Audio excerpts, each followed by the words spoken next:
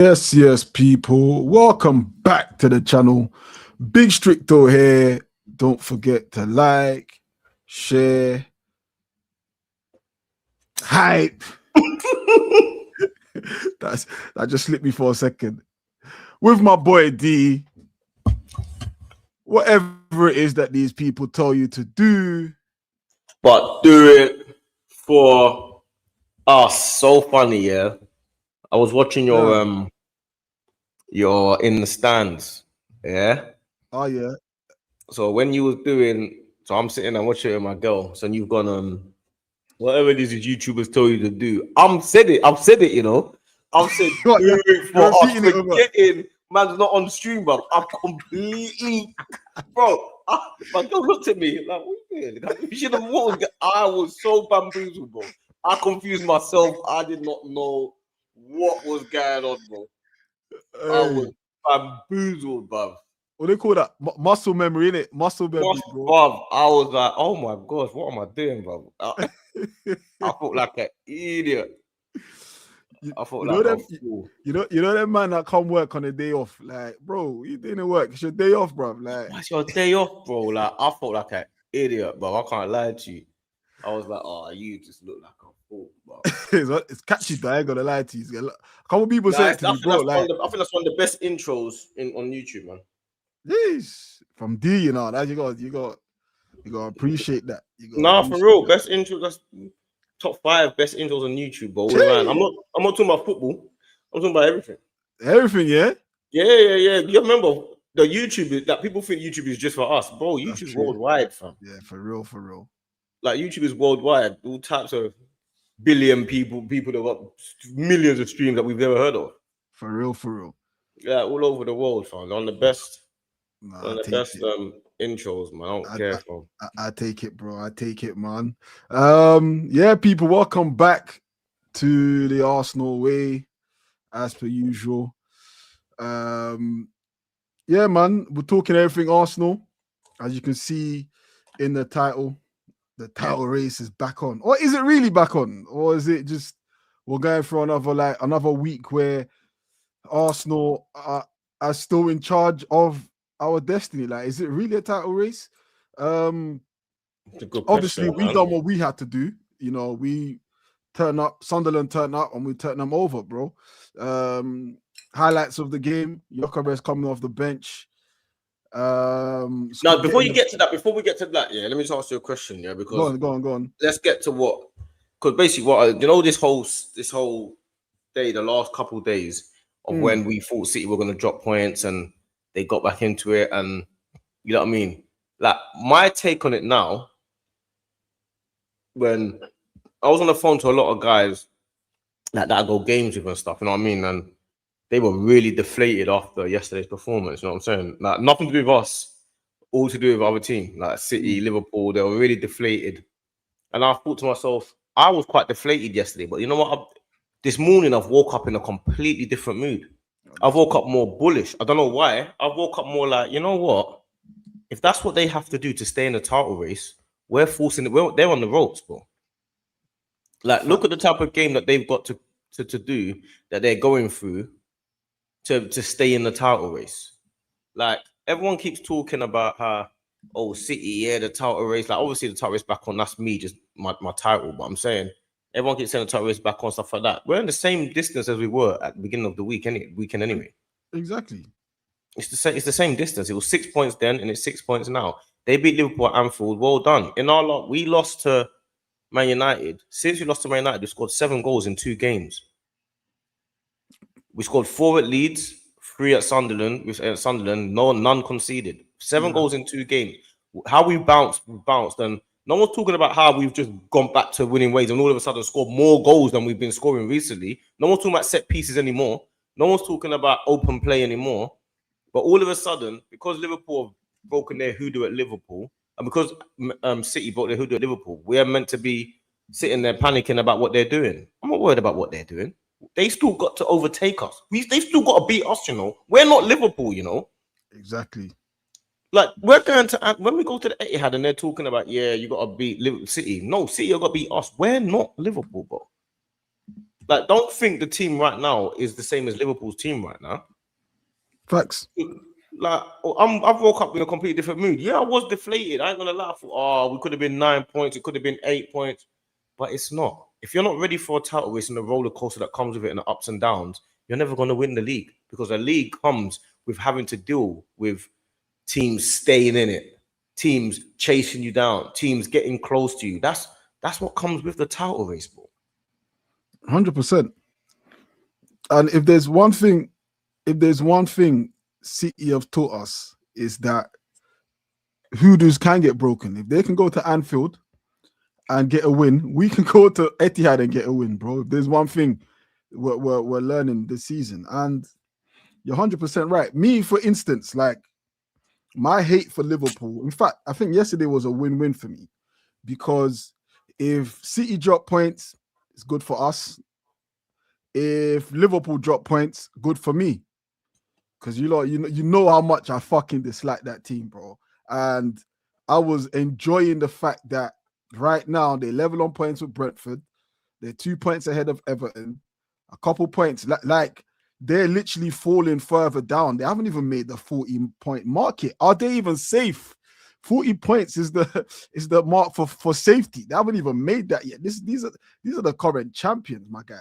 Like, so I was happy on that front. But for us, we're doing what we need to do. Yeah. Win all our fixtures. Is that simple. We win the league. There's none of that waiting for somebody to do us a favor. It's firmly in our hands. And Saturday's game was a game that could have turned left easily. Do you get what I'm saying? David Raya coming for the ball, missing it. Robbie takes a shot at open goal, and Havertz clears it. Things could have gone wrong in that game, but we dealt with it. Even when we went a goal up, they were still, and credit to Sunderland, by the way, because Sunderland are the one team that haven't come to the Emirates and sat back. Mm-hmm. They came and actually was playing football. They were actually attacking. Hence why we were able to capitalize, because most teams will come to the Emirates and just sit back, set the low block, hope for a counter attack, especially with the speed that they've got in Robbie and that Diarra guy. But we really dealt with them, like in all ends. Do you get what I'm saying? We took our chances when we had them. The subs that we made were impactful. Martinelli, again, another appearance off the bench, having an impact, playing on that right-hand side, having an impact, creating for Gyökeres. Gyökeres coming on, again, having an impact, 2 goals. Listen, we just got to celebrate what we're doing. What City are doing, right? I understand over these years, they've gone on a crazy run. But let's be honest, bro. Their crazy run this season don't equate to nothing against what we're doing. It seems like every time we've had a slip up, we've got up and steamrolled going forward. Since our draw, since we lost to United, we just got up and just kept it going. The same when we lost to Villa, we got up and kept it going. Same when we lost to Liverpool, we got up and kept it going. So the mentality is there. The mentality is suggesting that every time we blip, we don't hold on too long. We just up and go. Do you get what I'm saying? And with City this season, don't be surprised their next game at home to Fulham. Don't be surprised they drop points there. Like, City are not looking. The pressure we're applying to City, they're folding under. Let's put it that way. I won't even put it to City not being the City of old. I'll put it down to the pressure we're putting on them. They're not able to find a solution for. Do you get what I'm saying? And people are gonna say, "Oh, Stricto, you're being delusional again. City ain't on form." No, I'm not being delusional, because I hate when you lot turn the narrative against us or Arsenal crumbling. Why can't it be that City are crumbling? Bro, and I agree with you 100%. And not only do I agree with you that why not only are City crumbling, I think like it gets to a point now where you can hear how people feel in what they say. So I'm hearing Gary Neville commentary all game, and I can hear that he wants Liverpool to lose. He hates Liverpool and he hates Arsenal. I can hear it. Like, you can hear it. You can feel it. Like, everyone understands that. And it's down to us as a unit to shut everybody up, because I've had enough of people talking, bro. I can't lie. I've had enough of people talking. was talking to some people. They're telling me, yeah, you got City in the final, and then if you lot lose that final, and then what if we win that final? Like, what do you mean if we lose that final? What if we win that final? That final, the 22nd coping of March. mechanisms. What if we win the final? Not only what if we win the final, City still. I've got 2 games. They still have to catch us up, bro. Like everyone keeps talking as if to say it's guaranteed that they're gonna catch us. Bro, they've been trying to catch us. People said the last time people said to me that City the Sharks are swimming, we've extended the lead. This is what people have not looked at, bro. They're not listening to what's going on, looking what's going on. Because City beat Liverpool, everyone feels like, oh, they've got closer to you. The lead's exactly the same as it was last week when Man United beat us, or a couple of weeks ago. Man United beat us. It got down to 4 points. Yeah, cool. That everyone's a bit down, and it's close again. 2 weeks, it's 6 points now. It's not 3 points. It's got bigger. It's got wider. The gap's got bigger. City done well against Liverpool. Well done. You've done your job. You did your job. But if we do our job, we win the league. I can't look at what everyone else is doing. City beating Liverpool does not. As much as it looks like it affected Arsenal, it literally doesn't affect us one little bit because it's got nothing to do with us. It's not our business. It's like looking next door at people's brilliant patio. Oh, they're doing up their house. Their circumstances are different to yours. Exactly. It's none of my business. Do you get me? What you're doing is not my business, bro. It's not my business. It's got nothing to do with me. You big up a girl. That's my boss. It's got nothing to do with a girl. Nothing to do with you. Nothing to do with me. What City, by rights, we shouldn't even be watching the game. It's got nothing to do with us.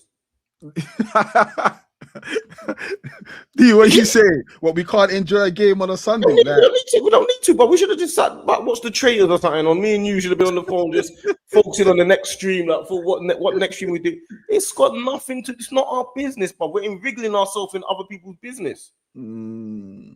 City's game with Liverpool's got nothing to do with us.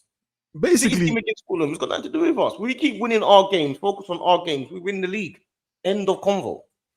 Our business is Brentford. Our business is not Man City, Fulham. 100%. I mean, we've built a privilege where how you're talking now, you have all the rights to talk like that because the privilege has been built. You know, the distance, we built that distance. Nobody gave us that distance. Hence why, if you don't look, I've seen a lot of Liverpool fans before the game talking about how if they win, they'll be doing us a favor and this, that. And that just tainted it for me because I was like, rah, actually, you know what? Fuck it. I don't want you lot to win. Yeah. I don't want Liverpool to win. I know people like, but Stricto now, but it will help us. Nah.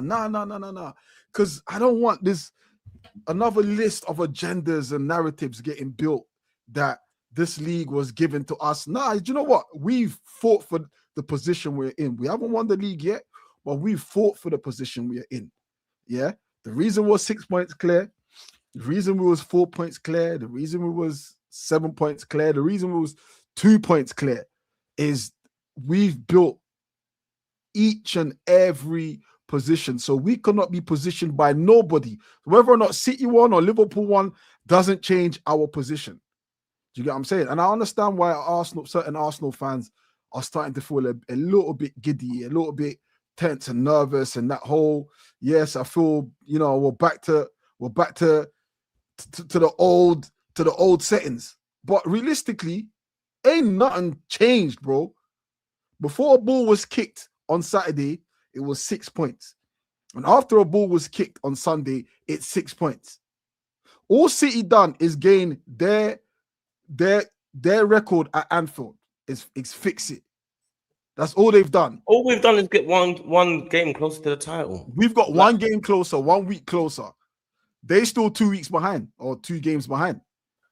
100%. And they've got to, I keep saying, they've got to be extremely perfect in those 2 games. And we've got to be extremely terrible in our 2 games. Like, that's what they're banking on right now. We've put enough pressure on City and they're crumbling. And don't forget as well, when they're, pick up my broski, when the Champions League comes back round soon. Do you get it? Exactly. So the Champions League comes back round soon. you're gonna have to start juggling again. Like we're juggling again. You see how we're doing it now, where everything's so focused on the Premier League. Yeah. When the Yeah. Champions League comes around again, they might be like, let's put our eggs in one basket. Because chasing Arsenal right now might not be priority. If we play now, Haaland's got a little niggle. If we play Haaland against, I don't know, Tottenham or Chelsea, but we've got PSG on Wednesday, let's focus on PSG. Let's go. Let's try and get a Champions League. Do you get me? Other things start coming into your mind, into your brain. You start having to make decisions. We're privileged enough to not have to make decisions, because right now we can say, let's just go for the Carabao Cup. We can say that if we want to, because we're in the final. Yeah. So can they. We can say, you know what? Let's put all our eggs in the Premier League basket because we're top of the league. We can do that. We're in a position to do that. Yeah. We can also say, let's just all go for the Champions League because we're top of that league as well. We can do that. City can't do that. City can't say, let's put all our eggs in the Premier League basket because you're not top. It's not their choice. It's not your choice. You're not in position of power. You're like right now. They're like the kids. You're the kids that think that they're in charge and they're saying, I'm going to play PlayStation until 9 o'clock. No, you ain't. I'll turn off. I'll turn off the electric and slap you and go. You'll go to bed. Turn off Wi-Fi. Off the bed you turn go. Off the Wi-Fi, bro. I'll put a parental block on it. Yeah. Furthermore, because you thought you was going to do that, you're going to bed now. Right now. That immediately. Like don't now, brush your teeth. Right. In fact, don't brush your teeth. Go to bed. You're not even brushing your teeth. You're not even got that privilege. You ain't even got that privilege, bro. You ain't even got that. You're going straight to bed, bro. And that's what, ladies and gentlemen, is what we're dealing with right now, bro. All in our hands, bro. But no one's bullish enough. No one's bullish enough because people, what they do, yeah, everyone's worried about that because it's like people don't like want to don't want to enjoy the process. No, people will say enjoy the process or enjoy the battle or they enjoy the journey. The journey. Everyone's so scared of the destination. It's like they're not willing to go through the jungle of getting to the destination. But you can't be scared of the destination. You got to be like, yeah, that's the promised land. I can't wait to get there. I'm gonna work as hard as I can, do all of this to get to the promised land. Everyone's scared to get to the promised land. Bro, I was even saying, yeah, and I get the whole PTSD thing, yeah. But I'm at this stage now where I'm like, respectfully, people, miss me with that PTSD crap. Don't bring it near me. I don't want the spirit of no PTSD. I understand. Yes, it's a legitimate concern. The season's passed, but miss me kindly with that shit, because all that does, yeah, is invite negative feelings, pressure for no reason. Mm-hmm. It's a new season. It's a new, it's a familiar position. I get it. However, things are different this season. I keep pointing out that we are not, City don't have a game in hand on us. We've played the same amount of games. Yep. Our goal difference is better than theirs. City have scored by 10. City have scored 2 more goals than us, and that was from yesterday. Yeah, 2 more goals than set piece ole. 2 more goals than on goal FC. This is free flowing City, by the way. Yeah, 2 more goals. So miss me with PTSD, bro.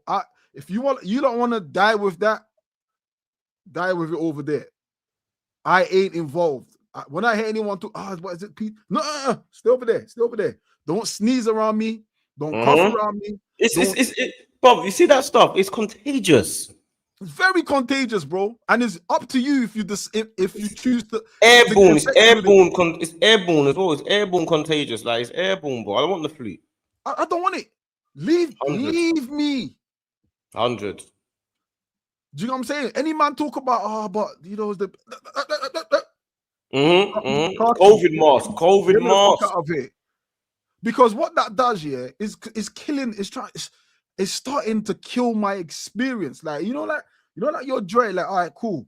We won on Saturday. City won on Sunday.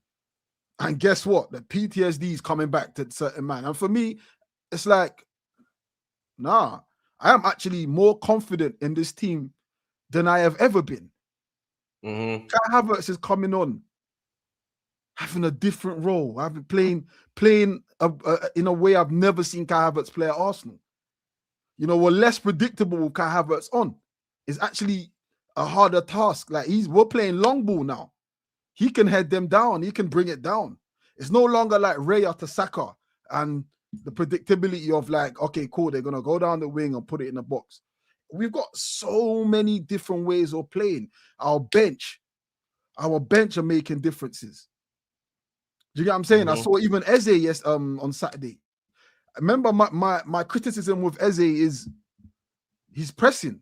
And there was a time when he pressed the man, won the ball back high up. I'm sure he got in a box and he thought he was fouled. But that's what I want to see. I want to see you high up pressing because things come from that.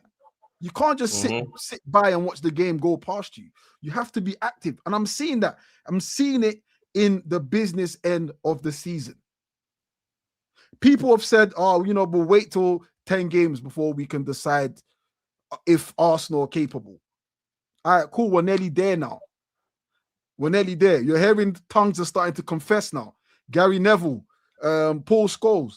These guys are slightly confessing that Arsenal are going to win this league. I'm not confessing yet, but you can hear them when they say shit like, Paul Scholes in particular, say shit like, these will be the world's worst champions that have ever won the league. That's him confessing. People get triggered by that part where he says the worst champions they've ever been. But ignore the part where he's saying champions. These are men at the beginning of the season that wrote off Arsenal. These are men at the beginning of the season. I don't think Arsenal have got any players that will worry the top clubs in Europe or even worry the top clubs in the Premier League, the Liverpools and the Man City. These guys are starting to confess now. And I'm here for it. But it's still one game at a time. But we're a lot closer to the destination. And I'm here riding this, bro. Helmet on, knee pads on, bro. I'm here with it. I'm here with it. I look at the next fixtures now. I'm going to read out the fixtures. We'll start with Man City next 5 fixtures, yeah? Yeah. Fulham at home at Etihad, 9:30 on Wednesday. We obviously play on a Thursday, so they got a chance to apply pressure. Okay, cool. That game now, I think they're going to be in for a surprise. I really do think they're going to be in for a surprise. More than I am with the Liverpool game. I really think they're going to be in for a surprise. Yeah.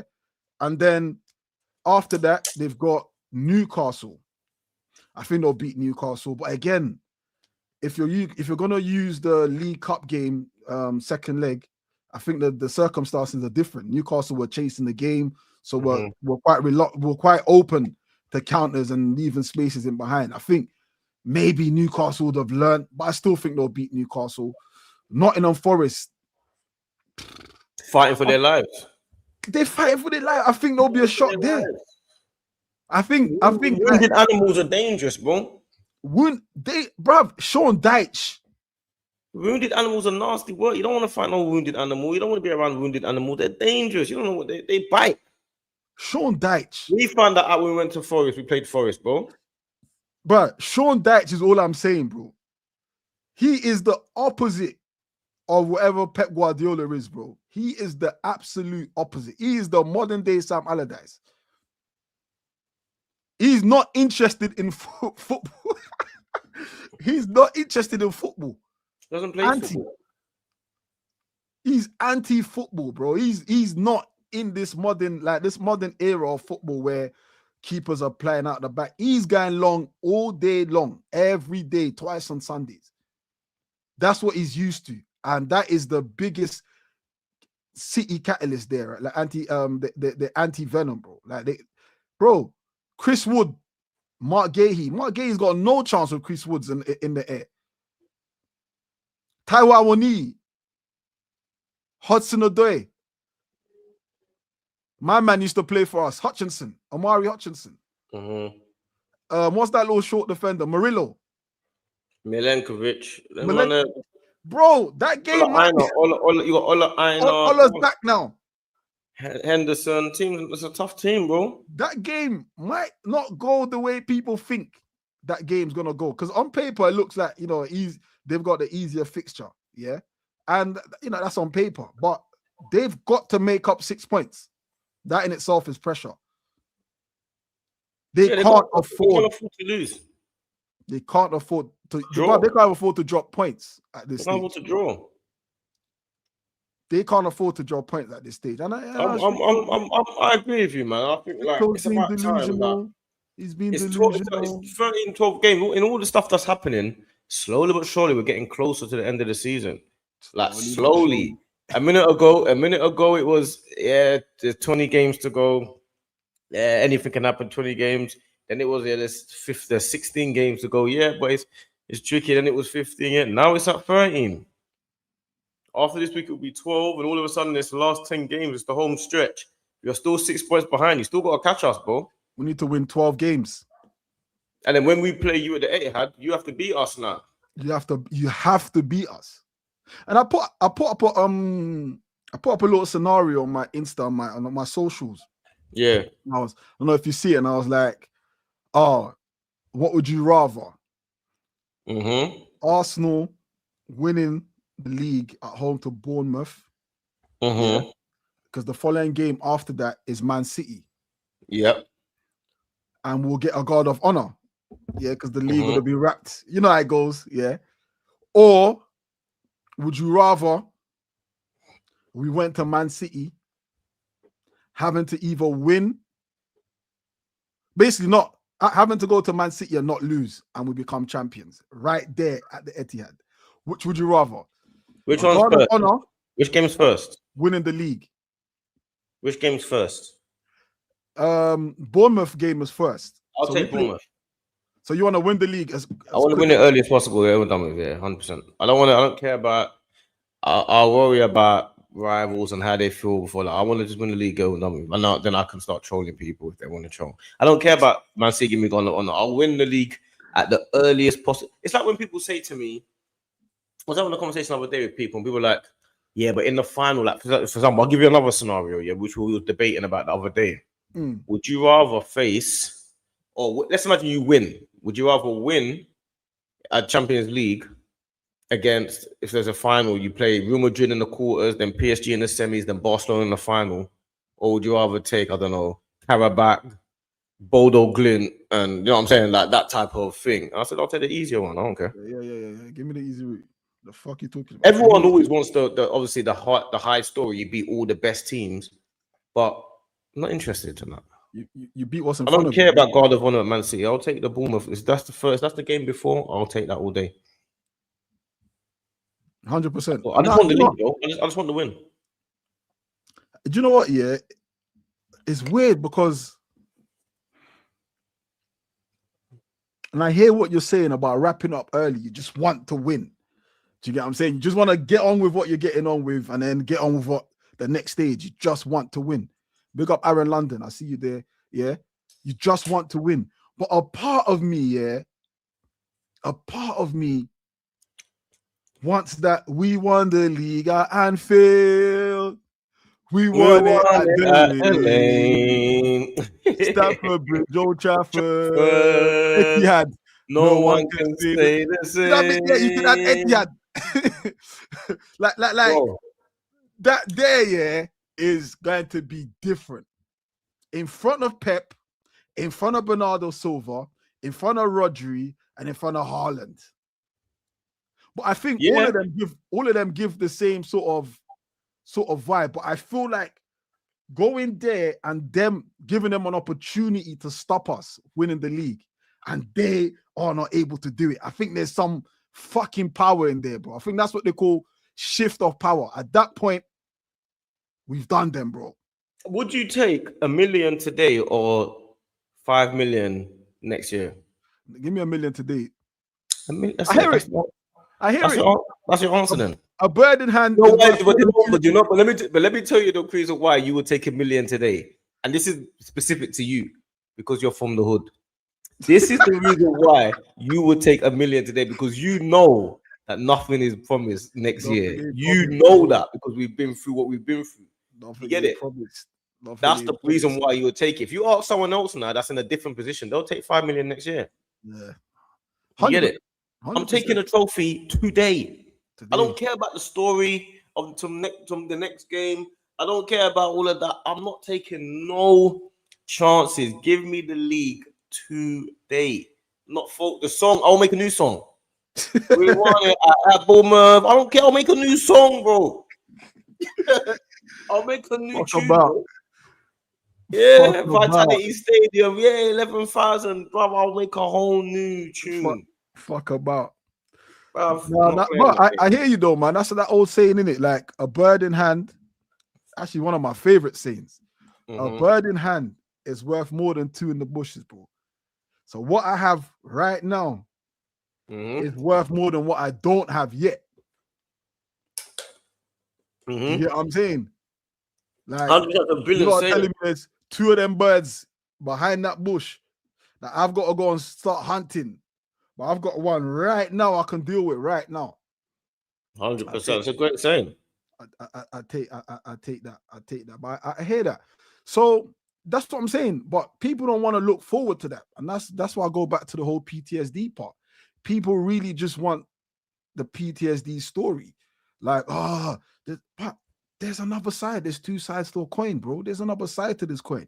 We literally could have the league wrapped up before we meet City. Why can't we concentrate on that vibe, on that feeling? Why has it got to be, we got City, this way City are starting to warm up now. Why have we got to concentrate on that?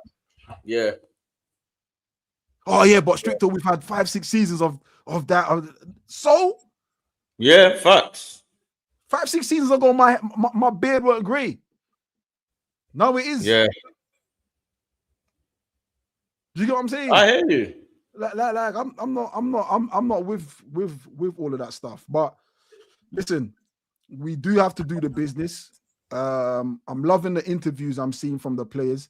I saw one from Leandro Trossard.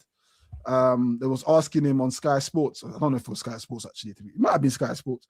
Do you prefer to win in style or to win like rigid and stuff like that? And he just said, I just want to win. Like, fuck whatever, like this whole business of like style and whatever. I just want to win. I just want to get it done. Like miss me with that. And that's what we've got to be about. The players right now, I believe, are on a mission. On a mission, bro. A season where Saka hasn't really been an important player is telling me something, bro. It's telling me the squad is healthy. You know, everyone feels that they can add and they can chip in. It ain't got to be one person. I mentioned earlier, Martinelli coming on, again, having an impact. Gyökeres coming on, having an impact. Havertz, an assist. Trossard, an assist. Like, we're moving. We are moving. Like, nobody can't tell me this squad hasn't learned from the past. And most importantly, the manager, he's learned from the past. Like, you know, he's now being so more proactive rather than reactive. Do you get what I'm saying? So I think Arteta deserves a lot of credit because, like, at the end of the day, like with Arteta, he's learning. Not only is he learning, you can see him adapting. You can see him evolving into a top manager. Now, I don't think anyone can deny that he's one of the best managers around right now. For sure. People can always talk about how he hasn't won this and the best managers win and stuff like this and blah, but that's cool. But nobody would swap Arteta for Eddie Howe tomorrow. Nobody would swap Arteta for like certain managers that have won things in the past, like give or take, like for example, Maresca. You wouldn't swap him for Maresca, who's won the Championship and the Conference League and the World Cup. You know what I'm saying? So it's all well and good cussing Arteta because he hasn't won, but you got to look at the trajectory of Arsenal and trajectory of him as a manager. He's a young manager still. And I feel like this team is a young team still, and they're all learning how to deal with these situations. You can't have experience without going through it. People always talk about how, they're not experienced. Well, you can't get experience if you don't deal with the situation. You have to learn how to gain or how to deal with it for you to get experience, isn't it? Of course. Like, people say it all the time. Yeah, but Man City more experienced. Yes, of course they're more experienced because they've been through it. This team are now experienced in a title race. But they had to have gone through it and lost a couple of times for them to learn how to deal with it. You don't just get experience for nothing. You know what I'm saying? Exactly. So you literally get it one way. Exactly. Get it one way, which is experience. Experience, bro. And this is what people don't understand. When people talk about Foden, talk about Saka and stuff like that, Foden has got a lot of titles, yes, but he had players around him that were the top of their game for years. The De Bruyne's, the companies, the Agueros, these guys. If you're being a bit part player, you can just come in as a sub player and come bit part at that time. Do you get me? It's different. Yeah. And we're still yet, even in that Foden talk, we're still yet to see Foden excel outside of Pep and City. Put this guy in any scenario, he seems to not be the same player. You know, he's had, for instance, this season, he's had spikes where he's been all right, but for the most parts, bro, he's been dead. And people are quick to mention how many Premier Leagues he's got and But so, like you said, he's been fortunate enough. Foden could not hold Arsenal together if he played for Arsenal. The periods that we've endured, the transitional periods we've endured, where Saka has literally been the glue to hold shit down. Foden couldn't do that. Foden couldn't do that. He's been given the freedom and the privilege to be around Bernardo Silva, to be around David Silva, to be around Aguero, to be around Kevin De Bruyne, to be around Shirky. All these ballers, technical players. He's had that luxury. Saka had to endure, fam, and drag the team by himself, even when he had Aubameyang, even when he had Lacazette, even when he had Xhaka. Even when he had Pepe. You get what I'm saying? So, like what we really saying at the end of the day, bro, like we have experienced pain. Not once, not twice, but 3 times. We have experienced pain. And this whole talk about the league is not as good as it is this season. I need someone to tell me how Man City can win 4 consecutive titles and no one labeled the league as being terrible. One team just keep winning. No one once labeled it as a weak league. But the moment Arsenal look like we're on the verge of something, they start confessing. They don't know. They don't know what they're saying, but they start confessing. It's the worst league if Arsenal win it. When Arsenal win it. But City are allowed to win it 4 times in a row, and no one can even challenge the quality of the league then. It's disgusting. This is why I'm going to enjoy when my team gets over the line. I'm going to enjoy when my team gets it over the line with my fucking manager. With my fucking manager. I agree, man. I feel like all of us have got to make sure we keep the same level-headedness, because it's easy to get wrapped up in it. And this is what I'd want Arteta to be doing with the players, to keep them focused and say, listen, the title's in our hands, bro. The title's in our hands. Now, City, they're one of the greatest teams we've ever seen, with the greatest manager of all time. Of course, they're going to make it hard for us. No title's easy. You think a title's going to be easy for you to win the Premier League? This is one of the greatest teams we've ever seen. This is the greatest manager we've ever seen of all time. With the amount of money, with the greatest transfer budget of all time, bro. Not like one of the good manager. This is one of the greatest managers we've ever seen, if not the greatest of all time in the history of football. Of course, it's not going to be easy to win a league against him. Facts. It's not going to be easy to win a league against Man City. They're one of the best teams we've ever seen, with as much resources, the best training facilities, the best scouting network, the most money, the best stadiums, the best managers, the best coaches, the best players. It's going to be a challenge. Without the best fans, they ain't got enough fans.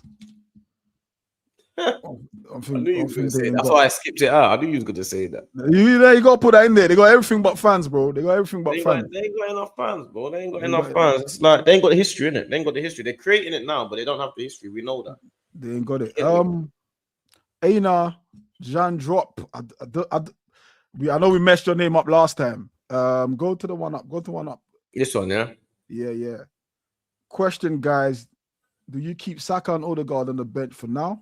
I think we're playing football in a new system. I know Saka's better than Noni. That's not my point. But it's his unpredictability and he's quicker or faster. You know what? That's a good question. Like, I think the best way to answer it is we have the options. So if Saka's back and Odegaard's back, the options there. I do like Noni's unpredictability, but one thing that I would love to see more from him is, I'm sure you know that already, is his final third. He's got nothing in the final third. Do you know what I'm saying? He beats the man, he gets there, and the end product isn't as good as the starting product. Odegaard, I think having Kai in that position day before really did give us something, gave us a different way to play. And you're right, we do move the ball quicker. With Odegaard, he might hold on to the ball a little bit. But for me, I think what Kai does bring is just a different way to play. I think we can play a bit more traditional with Kai. It's not complicated football. It's just straight to the point. Do you get what I'm saying? So that's my answer. I don't know what you think, D. My thing is, no, Saka comes straight back in the team. Noni doesn't play, and Odegaard stays on the bench. So Saka plays every game. He's much better than Noni Madueke. When Noni's been playing a couple games, you can tell Saka's just a different level to him. It's as simple as that. Odegaard, right now, he can stay on the bench. I mean, we don't play much better football with Havertz in the 10, that's for certain. But what we do have with Havertz in the 10 is a player that's able to score and assist in big moments. Havertz is a big game player. If you're playing against Man City at the Etihad, I've got no problem Havertz playing in that 10. I just know at some point he's going to give them problems. I just feel like Odegaard, I don't know. I feel like he's a brilliant player, but just can't handle or make the difference when we really need it. And I feel like Havertz can. You saw what Havertz, how composed he was against Chelsea when we needed that goal. Composure, he's got that. I don't need him to score 30 goals a season. I just need him to score to win the game, important goals. How important your goals are probably more important than how many goals you score. That's kind of how I see it. And I feel like Havertz is one of those guys. He's got a history of it, of getting important goals. People say he doesn't get important goals. He scores the third goal and the fourth goal. Havertz scores big goals. He's won Champions League with just his goal. If it wasn't for his goal, Chelsea don't win the Champions League. One goal, 1-0, him against Man City. Big team, big final, big game. I don't need you to do it 50 times. Yeah, but it's only one goal. I only need you to do it once. I don't need you to do it 30 times. When somebody says, oh yeah, but he's only scored one big goal. I only need you to do it once for me to know that you've got the capabilities to do it. You understand? You only have to kill one person to be a murderer. You ain't got to do it 50 times. Do you get me? I hear that. Do it once, you got a body. Bro, you only got to do it one time, and that's how I see Havertz. He had that one big moment, Champions League. I know he's capable of doing it, and he's done it for us a couple of times. Brentford away, he done it. He saved us. He done it against Chelsea before, and he's done it at Chelsea the other day. Big moments, big goals, bro. That's key. That's a key part that you can't really teach that character. Havertz has it. He has character, bro. You know what I'm saying? So are you happy with, like, obviously the window has come and gone? Are you happy that we didn't go in there, make it do any business? Not happy at all. I wanted us to go and do business. Everyone says our score's good enough, but it can get better.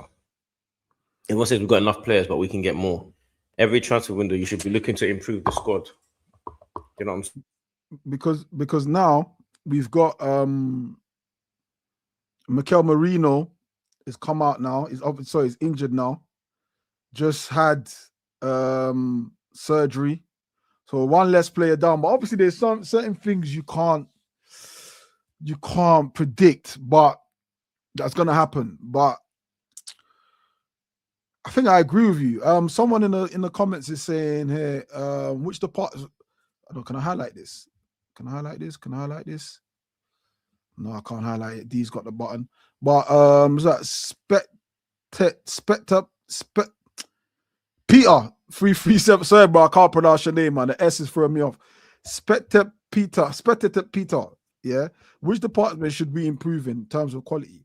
I think we need a world-class box-to-box midfielder and a world-class winger to complete. I agree with that. I think there's a couple of players that we could have potentially looked at. I think Semenyo, I think we really should have got. Yeah, you know, let that go. Let that go, bro. But you know what, I'm really annoyed about it because we've got an opportunity. Like, watch this, yeah. So I'm looking at the team now, I'm looking at Arteta, and if I'm the owners, I'm saying, you lot are in 4 competitions. You might be able to be a great team here immediately. You might be able to be a team that goes on to do the quad. It's very unlikely, but there's an opportunity here. We're in top of the Champions League, top of the Premier League, top of everything, top of all the metrics, best team in there everywhere. You guys might go out. Why are the owners not allow Arteta and the team to be great? Like, why do we have to have reins on us? Why do we have to worry about the summer? Why do people say, oh, yeah, no, we've got summer plans? I don't give a crap about summer plans. We're in winter now. So what, run it now? I'm not interested in summer plans, bro. Summer's got nothing to do with me. It's not even hot yet. It's right now. It's winter plans, rainy season. Let's take players for now. You don't wait. It's not cold and you be, I'm not going to wear a jacket because it's going to be hot in the summer. You don't do that. You go and buy a jacket because it's cold today. Yeah. You get me? You got a chance to be a great team. Go and be great. Go and be great, bro. If I'm the owners, I'm like, bro, you know what? We might be able to do the quad, bro. What do you need? I don't really need them. But do you want an extra 100 there just for the winter? Yeah, all right, cool. Go get some money. Go and get this. Let's try a thing. Come on, man. Man, saying, we've got enough players. All right, chat. So obviously, there's some players that we probably would need to get rid of come end of the season. Like, you lot need to let us know. Who at this current moment would you move on? Respectfully, of course. Like, respectfully. Come end of the season. Obviously, that comment there is talking about we need a world-class winger. So I imagine it's not going to be the right-hand side because we got Saka and Noni. So I'm imagining that's the left-hand side with Trossard and Martinelli. Martinelli, bro, he shifts my brain every time, bro. Like, I just don't know with Martinelli, and I love this kid, bro. 1 minute I'm like, if someone comes in with 70 mil, snap their hands off. And then another minute, if someone comes with 70 mil, slap them in the face. Like, he constantly shifting me, bro. Like, I don't know where I stand with Martinelli, and then Trossard again this season, bro. If we'd have gone with our intuition and said, get rid of Trossard, bring in someone, bro, he's been one of our most outstanding performer. Yeah, this season. He's been more honestly like Trossard, has 25 mil. We bought this guy for. I was saying the other day, pound for pound, the best player we've signed in the Emirates era in terms of pound for pound and input this guy gives us. We were supposed to spend 60, 70 mil, no, 80 mil on Mudryk. I was here fuming. He went to Chelsea. I was like, how the fuck have we, this club is there, my head in. How the fuck have we let Chelsea take our target and now we're settling from some fucking dead youth from Brighton? I remember I was pissed. This guy comes, bro. What team finishes top corner, top bins, bottom corner, keeper can't reach, running with the ball, getting in the box, unleashing shots. He's like a Hileb, but a scoring Hileb. Yeah. Mixed with a bit of Santi. Because sometimes some of his assists, some of the balls bruv, I honestly, bro, would not get rid of Trossard. And neither would I. I honestly, and the same way I wouldn't get rid of Martinelli, but I know we still need to get someone on that left.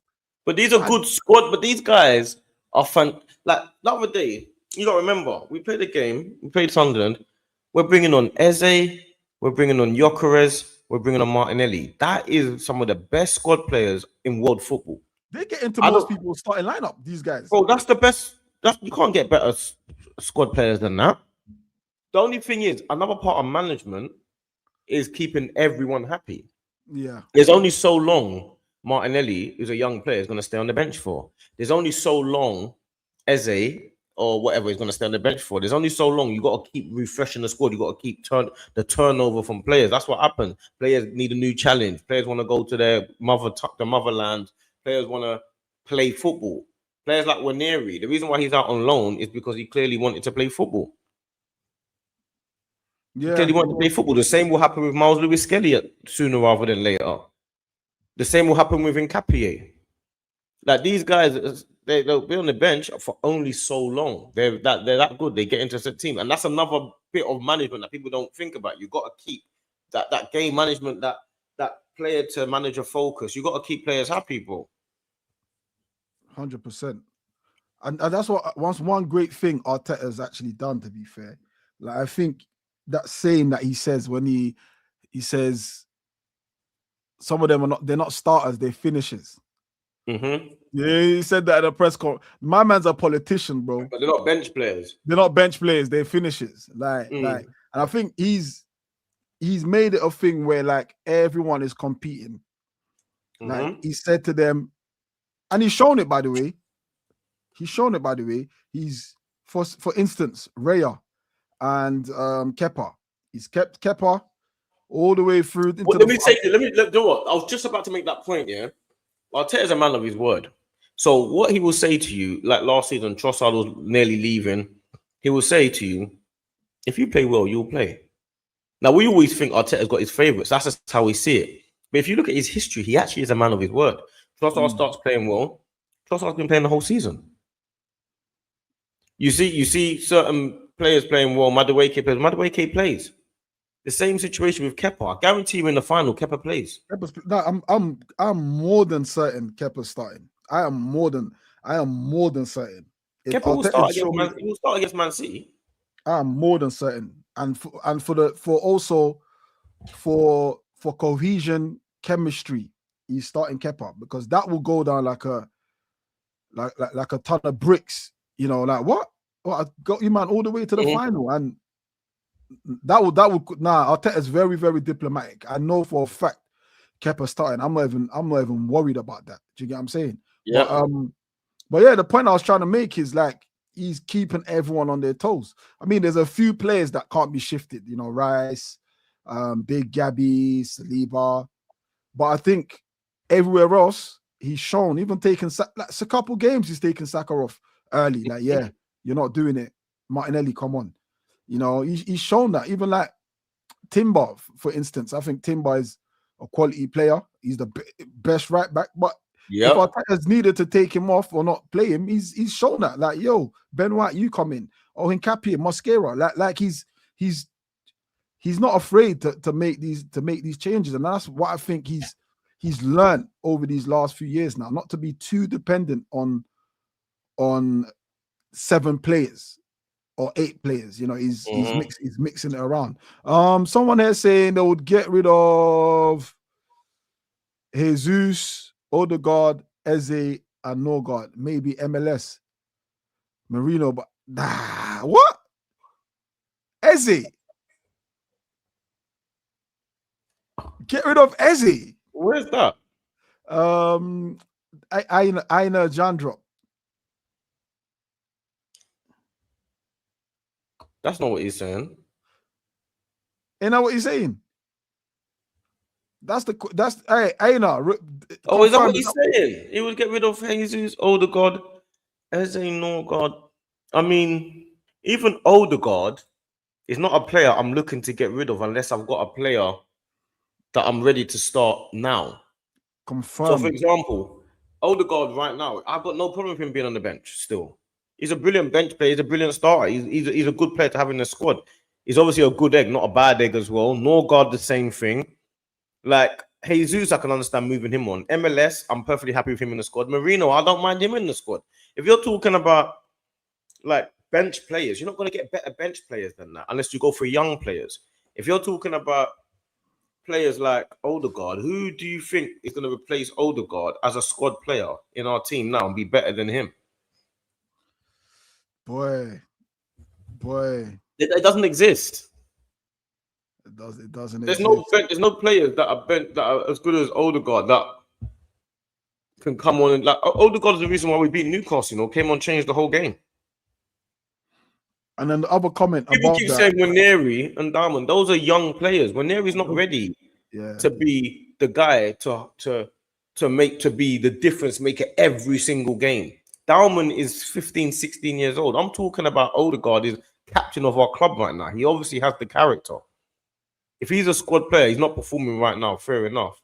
But he's a squad player. I'll take that all day over Waneri and Diamond for now. Bruv, look at that. Look at this one though. Like Trossard, Marino, Waneri, Jesus, and one more season of Martinelli, but heavy rotation. This one. No, that one's there. Big up Mossy Boy, my guy. What are you saying? So we need to get rid of Jesus, Trossard, Kivior. All right, the players on loan. Yeah. Vieira, Nelson, Kivior. Kivior's had a monster of a season though in Portugal. He's having a monumental season over there. But yeah, I would use that as leverage to get as much money as we can for him. Nelson, yeah, I agree with those players. Trossard again is another squad player that I'm perfectly happy to keep. I'm getting rid of everybody on that list but Trossard. Yeah, Trossard, if he's happy to be how it is now in this team where sometimes you play, sometimes you don't, like whatever you earn your spot, you're willing to fight for it. I've got no reason to be getting rid of Trossard. Who am I bringing in that's playing better than Trossard in the Premier League? Yeah. And then the other one, go up. Is it? Yeah, go up a bit. Up. You gotta go. Trossard, Marino, Waneri. That's crazy. Waneri. That one, yeah. That's crazy. I wouldn't get rid of Marino. I wouldn't get rid of Trossard. And I wouldn't get rid of Martinelli. But that's putting aside to the fact that they're squad rotation players. If I can replace them with Semenyos and players like that, then yes. But if it's not, if it's similar players, there's no need. I think even the Jesus one, I don't know if I'm doing a bit of recency bias, but because if, let's say, for example, Jesus had come on and banged in 2 against Sunderland off the bench, I might even having that thought of getting rid of Jesus. But I understand the premise of that argument. I get it. He's very injury prone. His output in terms of goals hasn't really been there. So I get it. But I think it's more that he's on 285 or 265 a week as well. He's a high earner. He's a high earner, and he's not a key member of the squad. Nah, I think he was. I think he's helped us transition along with Zinchenko when they both came. I think they both helped us transition the mentality of the squad at the time. But I think maybe right now, okay, I get it. Maybe if out of that list, if that name keeps popping up out of that list, I'll probably have to agree. But everyone else is a no. I think Marino is excellent. Break the glass if you need help type player. Do you get what I'm saying? Trossard also the same. Martinelli the same. But again, Martinelli, like I said, I get fried with Martinelli. I don't even know. But maybe Martinelli wants to maybe go somewhere where he gets first team football. He wants to be a regular. But every top team, bro, there's a few players that are regulars in their team. No one really holds down a place, in every top team. He might go to another team and he might still find himself in the same position.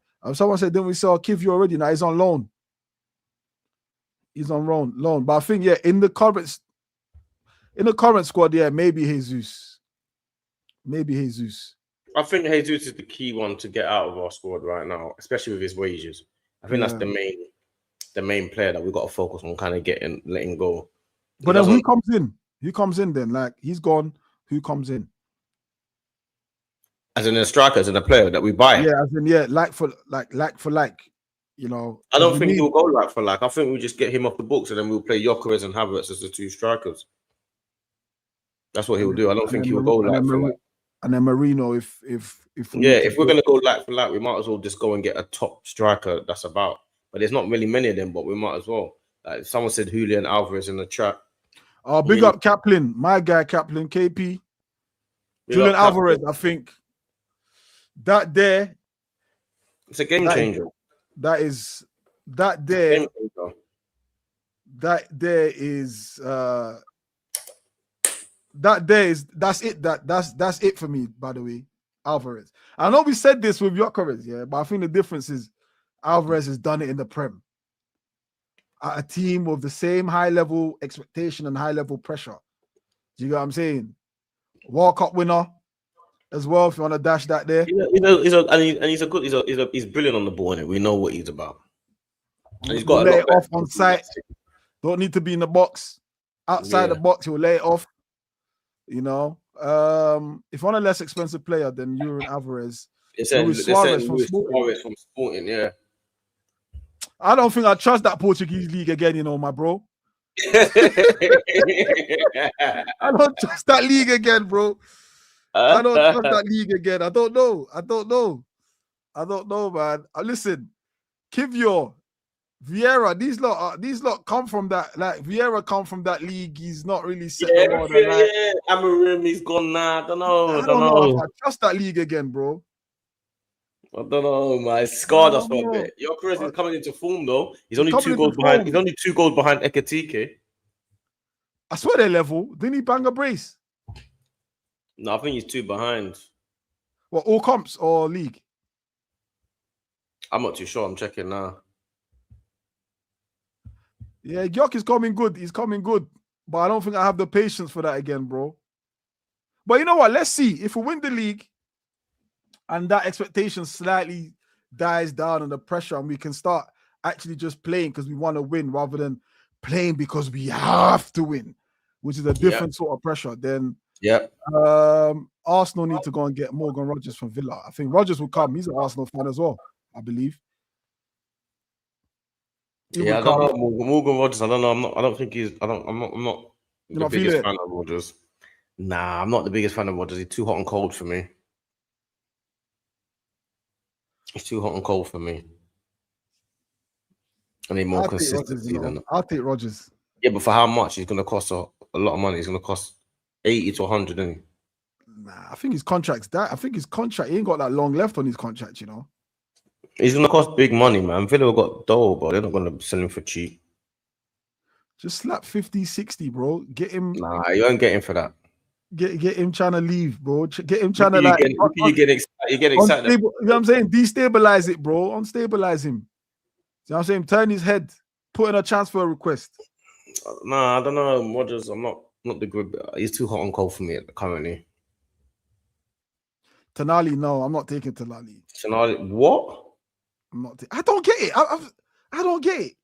Tonali's wicked, bro. Tell me, like, you know, tell me. I don't. Tonali every time I hear Tonali, yeah, I specifically go and watch this guy. And every time he's brilliant, bro. He's not dead, yeah. He's not dead, but he's a bit basic. Nah, he's brilliant, bruv. He is absolutely brilliant. Nah, you lot. He's brilliant, bro. He's probably the best 6 in the league right now. What? Who's better than him? Tonali. Who's better than him? The best 6 in the league right now. Right now, probably he's up there with them. Like better than Zubimendi. Yeah, he's better than Zubimendi, bro. Definitely. Zubimendi, that's easy food for him. The only ones that compete with him are like Caicedo, like those guys. Tonali's, bro, he's wicked, bro. Bro, I don't see it. I'm sorry. I don't see Tonali it. is. And I'm not saying it's not good. Tonali for Zubimendi immediately. I'm not saying it's not good, but every time I see him, I don't get the hype. I just see another all right player that keeps the ball. That's my favorite. That's my favorite midfield. Like he is wicked, bro. He's better than Zubimendi, bro. Definitely. I don't see it. But a lot of people do mention his name. Not gonna lie. I'm not gonna deny that. A lot of people definitely mention his name, but I just don't see it to that level. Nah, Newcastle ain't going to sell for cheap. No, they're not selling him, but he's sensational. But that's one of my favorite. That's one of my favorite players. Arsenal set pieces. D, what are you smoking? Tonali over Zubi. Onto you, bro. Tonali is better than Zubimendi, bro. I don't know what you're saying. They're onto you, bro. They're onto you. Tonali's better than Zubimendi, bro. There's no debate about that. Trust me. They're onto you. No debate about that. He is. He is. He is. Zubimendi's want been good. He's been good, but Tonali's exceptional player, man. I mean, like I said, I'm gonna watch the next Newcastle game. Yeah, He's and exceptional. again, I'm just gonna see basic, gets the ball, keeps it ticking. Like it's just basic. He's not doing anything. I'm like, whoa, get this guy at the carpet ASAP. He's not giving me that, bro. He's not giving me that, and I have to agree with Kaplan there, bro. Like I'm not taking Zubi out for him, bro. Like I'm not taking Zubi out for him. I don't know what language my guy's written this in, bro. I don't know what's going on there. Man said, "What good? Not too." I don't know, man. Big up yourself. That's like hieroglyphics or something. You know them. Brother, that look like if you read that, yeah, you can build 2 pyramids. Like that's what it is, bruv. Like you got a recipe for a pyramid, bro. Mental. All we know, he could be cussing, man. Look at these stupid. Look at these 2 black guys. Look at these black guys. He could be saying anything. Man ain't got a scoopy. Look at these. He could be saying anything. He could be saying the maddest thing. Daniel Mug. Bam, I don't. Can you translate it? Is there a translation button there? Mm-hmm. Is there a translation button?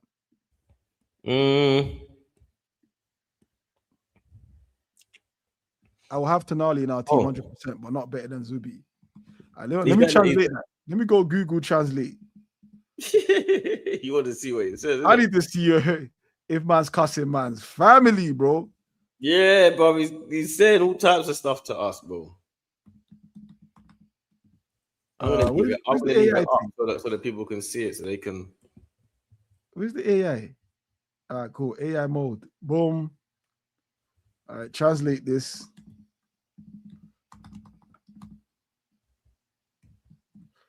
Boom. Does my AI know Wagwan? It's thinking. Hello, my friends.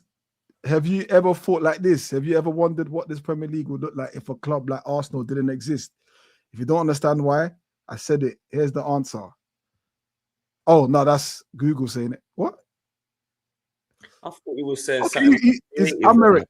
It's Amharic. The language is Amharic. Amharic, yeah. Big up Daniel Mulu Gator, though. Big yourself up, my bro. Thank you for the comment anyway, you know what I'm saying? All right, what he wasn't cussing. It's a Ethiopian language still. Ethiopian, yeah? Yeah. Big up, my guy. That means you can't speak English. Do you even know what we're saying? Like, what am I? Do you even know what I'm saying? He might. Maybe his system is set to that language, isn't it? No, yeah, he's replied. Look, it's our local language. He's replied. He's on reply back. Big up, my guy. Daniel, so big up, Daniel. Wait, so you can speak English. You just chose to not speak English. He just wanted to flex. He just wanted to flex on us. Man can speak normal English, and he decided I'm gonna talk. I bet man's in South London as well, bro. I bet he's in South London, bro. You feel me? Trying to flex on so funny. But yeah, look, Zubimendi has open scoring in a couple different games. And when we score first, we usually he has. He scored some big goals. He's also given away a couple of big goals. Tottenham, he gave her a big goal. United, he gave her a big goal. He's giving away a couple big goals. But Zubimendi he's helping our team right now. You know what I'm saying? Quietly helping our team. So I like this. I like him being under the radar. I'll be honest, I like that under the radar business. I'm a fan of that. You don't need all the plaudits and all the hype. Let Declan Rice get all that. You just keep doing what you're doing quietly. I like it. Yeah. All right, cool. Let's move on before we come to the end. I know we're a bit over the hour. Arsenal's game at Brentford on Thursday, bro. What are the fears in that game? Chat, get involved as well. What are the fears for that Brentford game? You know, Brentford on good run of form. I just see it as we have to got to focus on our business. We can't be looking next door. We ain't got time to be focused on anyone else's business but our own. Simple as that. That's the energy I'm going with. I'm minding my business. I'm gonna start running with that. Mind my business. When people ask me about other teams, I'm saying, I don't know, man. I'm gonna mind my business. Minding my business. I'm gonna start minding my business. But when people start saying to me, "Oh yeah, Man City lost to Liverpool," that's not my business. I need to mind my business, bro. I'm not got nothing to do with me. It's nothing to do with me. What's Liverpool, Man City got to do with me? We're top of the league. We got Brentford. I'm focused on Brentford. Brother, consign us, bro. That's the energy I'm running with from now on. All right, look. So for me, what concerns me with Brentford, obviously they got the second top goal scorer. What's my guy's name again? Fucking hell. Is he Brazilian? Thiago Santos. Thiago. Yeah. Yeah. And Kevin Shard and Michael Coyote. Yeah, they're a problem. Those three. They're on form as well. Those three scare me. Ain't gonna lie to you, bro. Them three scare me. But then going down the other end, Thiago. Thank you. You said Thiago Santos. Wait, who's Santos then? That's UFC now. I swear that's a UFC brother. Thiago. Yeah, who's Santos then? Who's Santos? He said Santos so confidently as well, bro. Who's this? Stricto ain't got no ties to be threatening, man. Try me. Who's this clown? What clown? What circus have you escaped from, you clown? You clown. You clown. He's one of them bottom gooners, probably. Let me ask you a question, yeah. Hey, Jared Bowen, tell me what the actual issue is. Type in the comment like what your actual problem is. Like, why you're upset with Stricto? Like, what is your?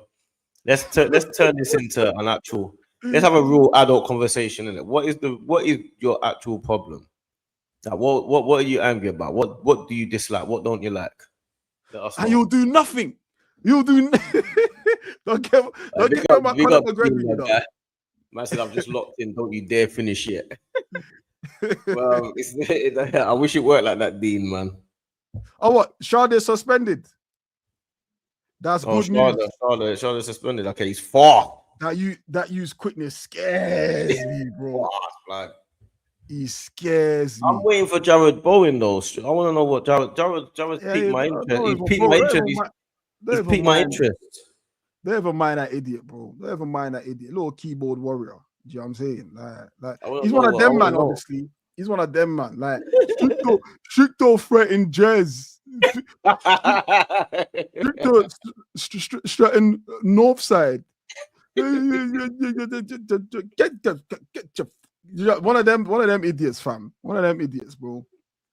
One of them idiots. I ain't even. Oh, hey, he's giving you a reply, bro. Hey D, what you want to do? I don't know what you want me to say, my guy. Hey D, you ain't on that. Do not ignore him. In fact, block him. I'm just happy to be online streaming, talking football, my G. Block him. I'm saying. I asked you what the issue is. You didn't address it. So I've been trying to send this to you, but it's giving me errors. Sorry, but please give off the memo, bro. They're gonna get it. Don't worry, man. Supers, we take it. Don't worry about that, bro. As long as you're here commenting, we will take the support, my G. You get me? We love everyone, every viewer. We love all of you, lot, man. Don't worry about supers that much. Oh yeah. I can't even do the meme, bro, because it's not on my It's not on your channel, on your thing. It's not on my channel. Yeah, that meme's on my this is what's this thing you're using, D? StreamYard. I use EV Mux, so I got all the stuff on there. So yeah. But yeah, man, that Brentford game is an interesting game. Now that Sade is out, I slightly feel a bit more confident. They're obviously a threat from set pieces, particularly the throws.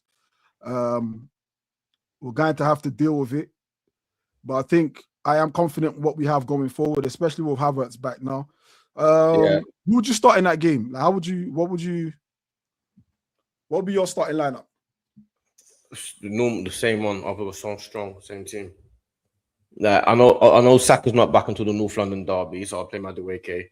And I know I'll go with Gyökeres. I think Gyökeres, I just want him starting all the time. I just feel like we need to get him firing. If he gets firing, he can shoot us to the title, I think. That's about it, really. The rest kind of picks itself. Like the difference is so you're dropping Jesus back to the bench. Dropping Jesus. And I think the difference is I think the big decision is Havertz or Eze, because it's not Odegaard. I wouldn't even mind if Odegaard's playing. I'm not angry either. I'm not angry if Odegaard plays, but I do feel like we need to get Eze firing. If we get Eze firing, I think Eze and Gyökeres can fire us to the title. I genuinely believe that. If I'm going to start with Eze, then I have to push Gyökeres out and put Havertz up top. That's if I'm going with Eze. I'm not angry with that. That's if I'm going with Eze. Then it'll be Zubimendi, Rice, Eze, and then up top, left-hand side, Trossard, Havertz, Noni. Yeah, I'm not angry with that. That's what I would do.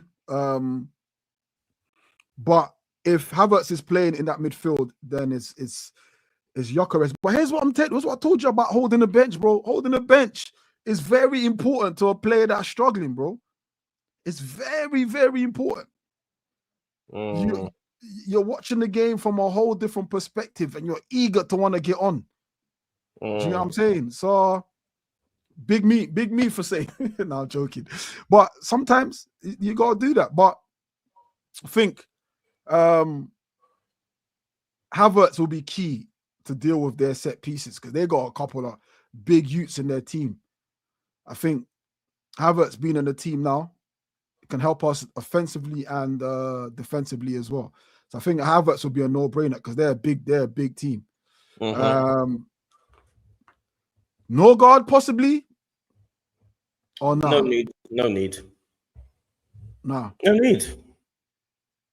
There's a break soon. We get a little break soon.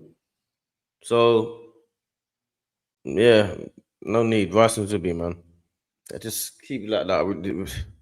Just focus on what we got to do, bro. Get the 3 points. Yeah, get the 3 points. I definitely ain't playing the front three of Trossard, Martinelli, and Gyökeres, though. What Kaplan Sports said. Trossard, Martinelli.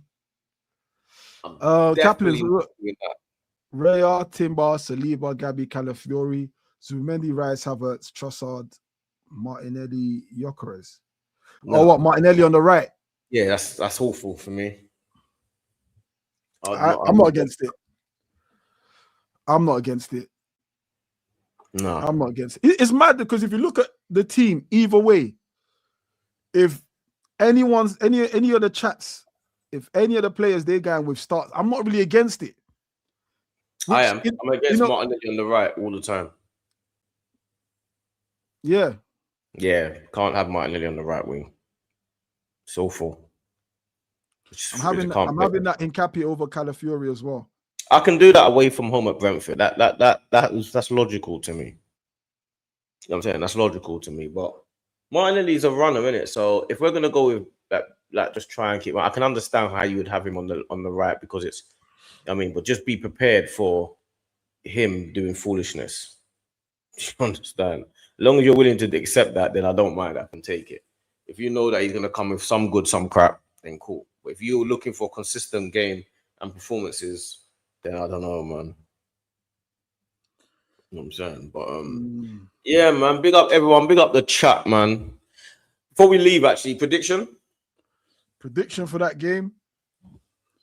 I think we're gonna keep a clean sheet. It's gonna be 2-0. Oh, that's exactly what I heard. Yeah, you always keep it safe, bro. You never go mad, bro. You always. I'm not on the mad. Never go mad. I'm not on the mad team. Man saying 7-1 and all that's mental to me. I'm not on that. Bro, 4-0 is decent, bro. You could say 4-0. You can say 4-0. You can say 4-0. There we go. You can see in the chat. You can say 4-0, bro. You said 2-0 as well, bro. No, but I decided to go somewhere else because I knew you was gonna go 2-0. So I thought if I go first, let me push you something else. You still stuck with 2-0. Yeah, I'm going 2-0 conservative. I'm going conservative. I want this title. You're willing to give up a title the day later, a week later? Nah. So you can sing a song? Nah, bro. Nah. Bro, 2-0 is too. Bro, that's tie. I swear to God, yeah. I'm talking about a 95th minute and a 97th minute goal. I've never heard Ty, bro, say anything but 2-0 prediction in any game you ask him, bro. 2-0 Arsenal. 2-0 Arsenal. 2-0. It's the safest thing, bro. Even when you ask him about Nigeria, 2-0 Nigeria. Like, he doesn't know anything. All he knows is attack beats defense. That's every time. Bro. I'm going 2-0, bro. Hot conservative. No need. We've got 3-0, we've got 3-1, we've got 4-0, we've got there we go, Fam Zone TV. saying 5-0. Yeah, a Hey, bit listen of to risk. him, bro. He's playing mind games, bro. He's trying to play games with the football gods. The football gods know what you're doing, bro. A bit of risk there. Liverpool have already won the league anyway, so it doesn't make no difference. Guys, don't forget my request. What was your request? What was your request? What was your request, Lebu Makema? Lebu Makema. Lebu Makema. What was your request? Lebu Makema. What, you want our account details? You want to put money in there? Is that what you're saying, Lebs? Lebu Makema. Make it quick, make it quick, make it quick, make it quick. Hey, Kaplan, KP, what's your thing? What's your predictions? I know Kaplan's probably, you know, is he put a prediction yet? Nah, not yet. Not yet. But yeah, now 2-0 safe. I mean, everyone's pretty much going to Arsenal win. It's a ground that was at last season. If I remember correctly, Brian Mbeumo scored. Martinelli scored. Marino scored. And maybe Jesus scored. I think. Let me see. Brentford v Arsenal. Let's see. Previous games. I'm the shittest at 2024. 25, innit? Let's see. Yeah, 3-1. Yeah. And this time last season, yeah. Yeah, Jesus scored, Marino scored, and Martinelli. I thought so. This time last season, like, we were still trying to figure out what City was keeping up with. Not the same this season. Kaplan's gone 3-0. Not the same this season. I think, yeah, man, the pressure's on them, man. They've got to win their game. They've got to win their games. We can still afford to fuck around, but not that I'm saying that I want us to fuck around, but 2-0. Guys, we're going to end the stream. We've gone over almost an hour and a half this one. I hope you guys have enjoyed. Make sure you like. We need the algorithm gods on our side. We are currently dual streaming on FamZone TV and on Stricto Strict. So if you're not subscribed to my channel, subscribe. And if you're not subscribed to FamZone channel, make sure you subscribe. Keep the love, hit the likes, hit the hype. We need the algorithm gods on our side. Lebu's come back. It says a record of North London Forever song at Emirates. I've never been there. I'm from South Africa, so it'd be nice to hear the view, the energy. Bro, go on my channel. Go on In the Stands. Bro, In the Stands. You'll see it. Are you saying you want one personally recorded for you? I don't know what you're saying, but if that's what you're saying, make it clear. If you don't know, on Stricto's channel, he's got like a thing called In the Stands where he goes to games and he vlogs the game. So he does his journey on the way to the stadium. When he's at the stadium, he talks to certain fans. You see him in the stadium, you get to feel and sense them, feel the atmosphere. Then he leaves, he gives his review of it, but it's a whole vlog. He's got he's got about 20 or 30 In the Stands on his channel. So go to his channel and look for In the Stands, and it's his personal vlog of the day of each. Yeah, no, there is Lebu Makema, but Lebu Makema. If you go to his channel, Stricto Strict, I promise you, just keep searching it. Go to some playlists or go down the videos. Go Google, type in Stricto In the Stands. It will come up. You'll find In the Stands. I come from Strict to Stricto. You start hearing it. You get me? You will start hearing all times. You start hearing all times.